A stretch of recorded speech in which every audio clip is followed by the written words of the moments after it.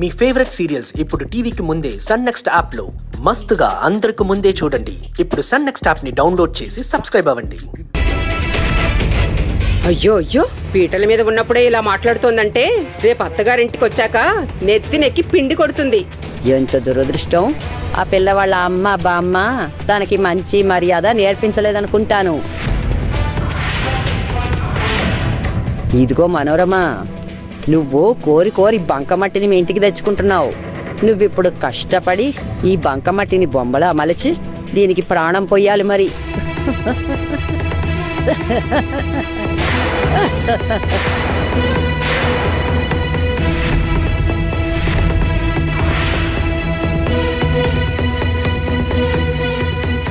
సకు, మంగళసూత్రం ఎందుకు తిరిగేసిందంటే నువ్వు కొత్త పెళ్లి కూతురువని అందరికీ తెలియజేయటం కోసం. ఇప్పుడు నువ్వు చిన్న పిల్లవి. అన్ని విషయాలు క్షుణ్ణంగా తెలుసుకున్న తర్వాత నువ్వు ఈ మంగళసూత్రాన్ని సవ్యం చేసుకోవాలి.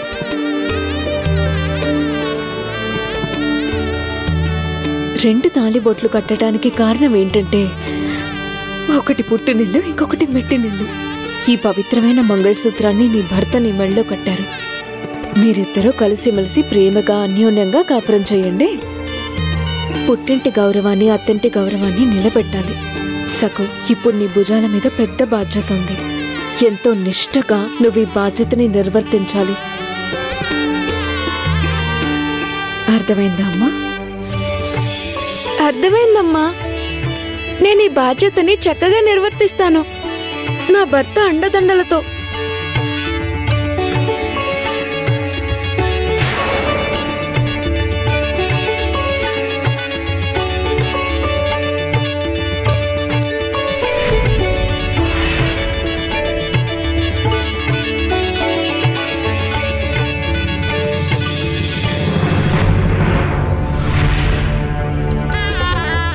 సరే, ఇప్పుడు వధువు చీర కొంగుకి వరుడి ఉత్తర్యాన్ని ముడివేయాలి. వరుడికి సోదరి ఉన్నారా?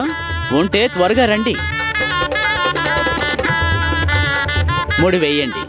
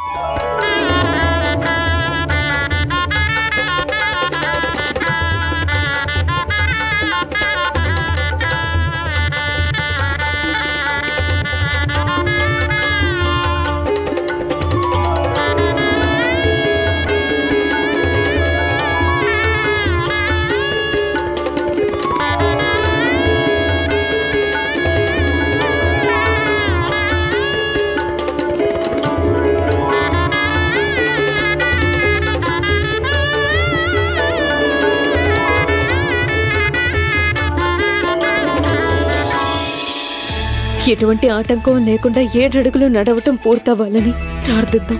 సకు సంతోషంగా అత్తారింటికి వెళ్తుంది. నాకెందుకు చాలా ఆందోళనగా ఉంది.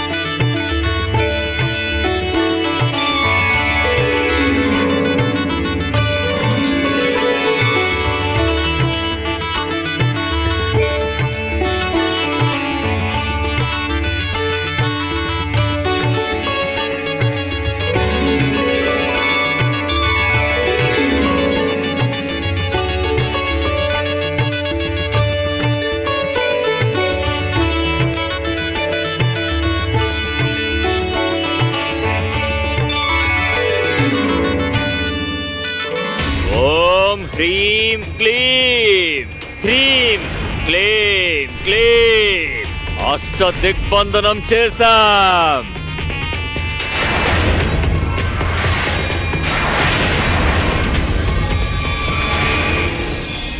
అగ్ని నారాయణాయ నమః. నమస్కారం చేయండి. ఇప్పుడు వధూవరులు అగ్ని చుట్టూ ప్రదక్షిణలు చేయాలి. సప్తపది కార్యక్రమం. నువ్వు ఇటువైపు రామ్మా. ఇలా రా.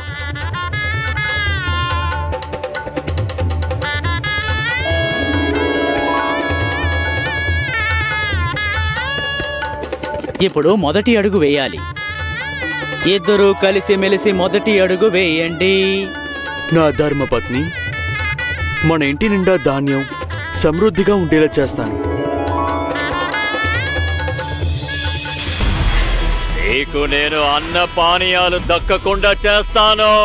పస్తులుంచుతా.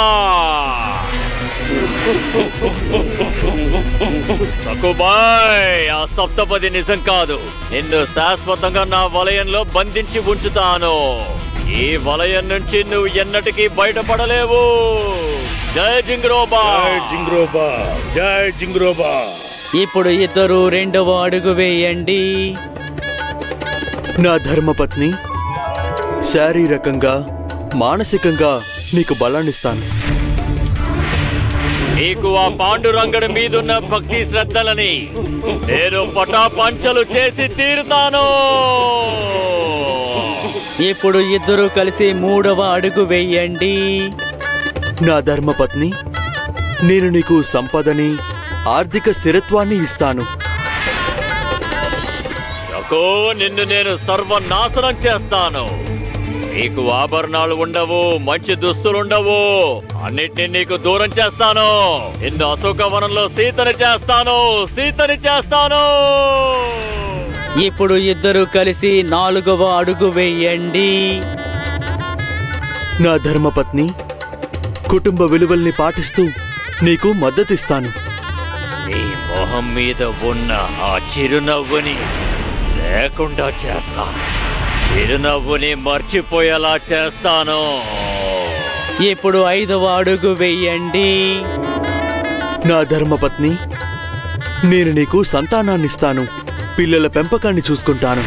నేను గుడిలో ఆసనం మీద కూర్చుంటే నన్ను తరిమేశావు కదా. నేను నీ కాపురంలో చిచ్చు పెట్టి ఆ ఇంట్లోంచి తరిమేస్తాను. నీ భర్త నిన్ను అసహించుకుని మెడ పట్టుకుని గెంటేలా చేస్తాను. ఆరవ అడుగు వేయండి. నా ధర్మపత్ని, సుఖదుఖాలలో నేను నీకు అండగా ఉంటాను. నీ భర్త నీ అత్తగారు ఆదేశాలు పాటిస్తాడు కాబట్టి నిన్ను ఎప్పటికీ తిరస్కరిస్తాడు. ఇప్పుడు ఏడవ అడుగు వేయండి. నా సహధర్మచారిని, జీవితాంతో నీతో స్నేహంగా ఉంటాను. నువ్వు నా స్నేహితురాలివి. నీ స్నేహాన్ని కోరుకుంటున్నాను.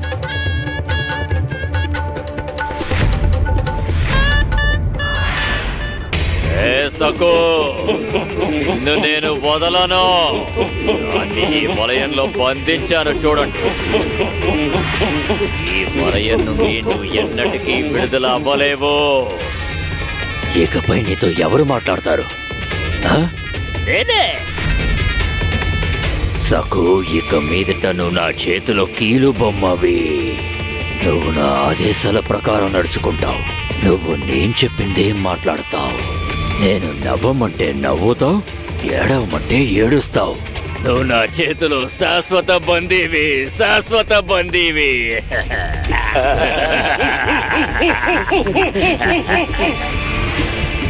నీకు నా చెర నుంచి విముక్తి ఉండదు. నీ పరిస్థితి దారుణంగా మారుతుంది, దారుణంగా. శరణు వేడుకో, నన్ను శరణు వేడుకో. వచ్చి నా కాళ్ళు పట్టుకో, నన్ను శరణు వేడుకో.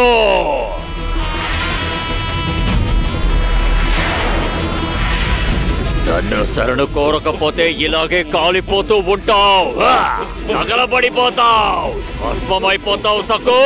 జై జింగ్రూబా, జై జింగ్రూబా.